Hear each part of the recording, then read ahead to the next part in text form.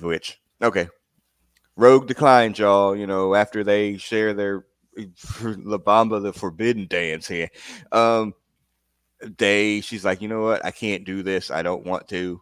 And as she's like getting out of that particular situation, all hell is about to break loose on Genosha. And you start to hear like this voice, well, like the what Psychic.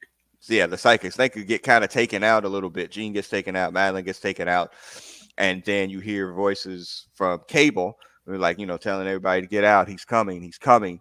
And, he sees Madeline and acknowledges that, sorry, mom, or whatever. And then boom, like everything happens. Mm-hmm. Now, this is why I think people are calling it the Mutant Massacre. But we know it's not the Mutant Massacre. This is what happened literally in those comic books.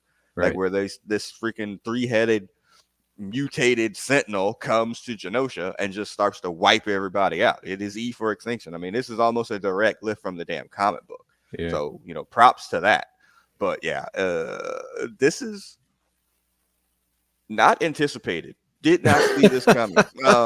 No, like, because it still had a kind of like they did, like thus far they've shown us like the Demon Queen and tailored and tamped that down. So this, you're still feeling like this is essentially a kid show, despite the fact that they're going deep into like these X-Men personalities and people and stuff like that's right.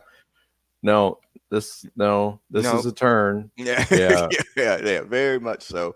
And then The initial attack, to me the most amazing part of it was just the sound, like, because they do the whole, like, you're waking up from a concussion, and meanwhile all hell's still breaking loose, and just that, like, that initial attack and then coming out of it and like, what the heck is happening? Yeah, that was great. Yeah, no, they did an amazing job with this, and then they start wiping out some of these mutants into dust. Like, you see people running away, and they're completely get dusted. The creator of the show, also one of those people, he drew himself in there.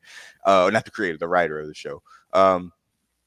And it was like completely unexpected, and it sets off this event where everybody has to, start to run. And this is, when they finally get together, Magneto's rescue efforts are like he's trying to get everybody to the gardens, or they're trying to get everybody to the gardens, and then they need to go, handle this thing. And so we get this team up of Rogue and Gambit, Mr. and Mrs. X, where they married him off in the comic book. This was a perfect moment. And I was like, yeah, more of this.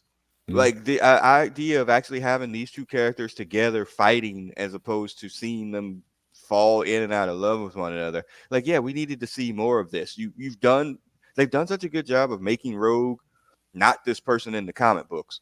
Like, they're, she's an Avenger, she's A-Force, she's like all of the leader of the team, like all these things, but we never get to see it because she's always, Cody, Gambit, my shit. You know what I mean? Like, let's see her kick ass, because she is a freaking nigh invulnerable mutant.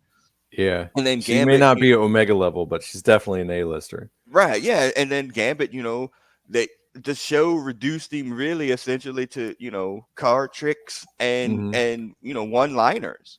You never really get a chance to see him go off, and they do both of those things here, which I thought was great. Like, I was like, oh, great. Like, I mean, Gambit riding a motorcycle, that's the most perfect thing ever. Yeah. Like, it's as soon just as like you got on that, I was like, oh, he blowing that shit up. Yeah.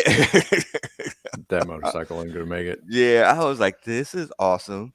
And y'all, we've been waiting for these types of moments or whatever. And then the tone of the show, like, once it goes, I know your color scheme here, where it goes kind of red. Yeah. Like, completely, like, it was like, oh, you changed the complete palette of the show for the last 7 minutes of it. Like, this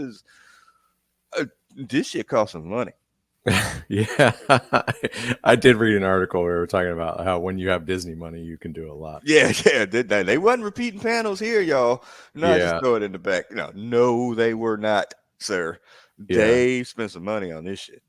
No, the tone and the feelings that this show evoked was amazing. And I think even though we've lobbed complaints at certain parts of the show up till now, this was like, I never thought I would see this. I never thought I was getting a cartoon like this, let alone like this would have been worse as like a live action, in my opinion. But Yes, I agreed, never expected to see something as good as what we saw in this episode 5.